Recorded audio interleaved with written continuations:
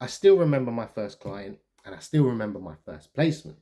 So it was a company called AJ Cars, I think, or something like that. And the guy he had an English name, but it was a Pakistani guy. And obviously he's just using like a John, he was calling himself. And it was a Turkish guy who was my first candidate. And he was happy I was Turkish. And he said to me, I'm looking for a job as a mechanic because I was recruiting for mechanics.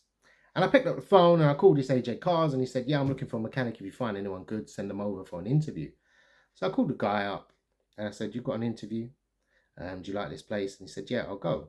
So he went there and I didn't hear back. And through my training, I was told stories about you must be on candidates and you must keep, clients updated because they're still the candidates and they won't pay us. So I was like, okay, this is a bit of a dodgy industry. What have I got myself into? So I don't hear from the guy. I sent him in the morning, called him up at lunchtime. And I said, bro, like, you haven't come back to me. What's happened? And, I'm thinking, have I got my placement or what? And he said, yeah, I've already started work. So I thought, what the hell? And so he went for an interview in the morning and they just said, yeah, good enough, start work. So that was my first placement. And it took me 2 days or 3 days to actually get that placement. So it's pretty lucky. It was literally my first client and first candidate I had a good conversation with. I had a bit of a dry spell, but then I think the second or third month I made like 28 placements. Bear in mind, the automotive industry moves very quick. If you're hardworking, that's a sector that can be very good. So the title of this video is how to get your first client. And this is going back like 7-8 years. So this, more than that actually now. So this isn't a method that I would undertake now. If I was to start now, I would do things very differently. To get my first client now, hands down, categorically, I would be cold emailing a large amount to get my first client. Now, there is a difference between a first client. Now, I always say, and I used to train people in a company I was a director in, and I used to say to people, they're like, I've got a client, yay, they've signed my terms.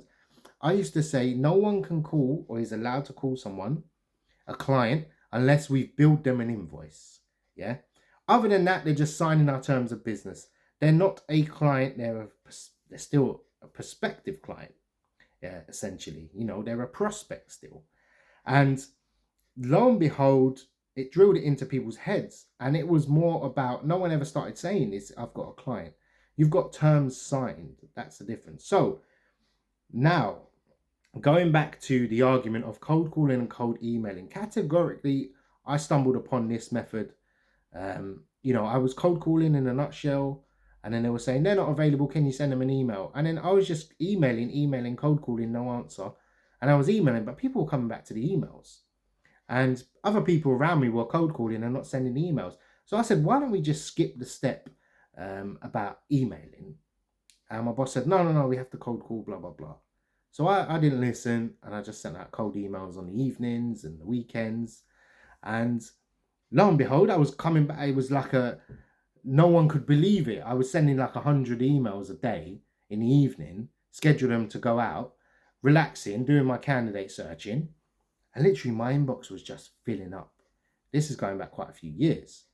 This method is even more powerful now because people in the market, I've never brought anything from a cold call. I don't care what anyone says.